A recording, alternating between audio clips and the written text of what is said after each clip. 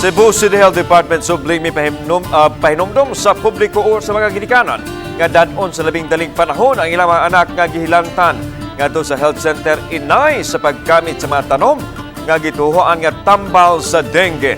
Ano ang report? Asa?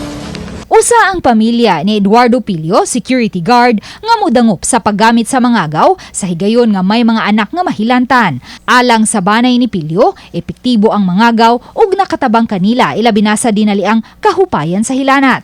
Sayon rang makitaan ang tanom nga mga agaw kay anaara man kini daplin sa kadalanan ug nasagol na sa kasagbutan. Apan gitataw ni Dr. Jeffrey Ibones, Cebu City Health Officer, nga wala pay pagtuon nga mitataw nga tambal sa dengue ang tanom nga mga agaw. Iya hinuong awhag sa mga ginikanan nga modangup sa mga health centers aron matabangan dayon sa labing daling panahon. Supportive ra gid siya, no?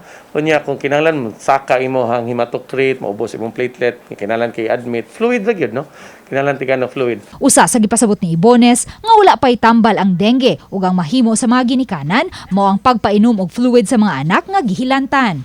Alang kang Ibones, dili usab luwas ang mga agaw tungod kay anaara kini daplin sa daan ug dili masiguro ang kalimpyo niini. Cebu City Health Department ug ubang mga doktor, wa mi miingon nga kanang dili na pwede, but so far sa scientific nato nga study wala pa gid siya igo nga conclusion nga nakapasaka gid siya sa ato ang platelet, no? Sa data sa Regional Epidemiology and Surveillance Unit Kongreso sa DOH Region 7 niadtong Hulyo 16, ang dakbayan sa Subo mao'y naguna sa labing daghang kaso sa dengue sa Rehiyon 7 nga moabot sa 1,841 ug gisundan kini sa dakbayan sa Lapu-Lapu, Mandaue, Talisay ug Danau City.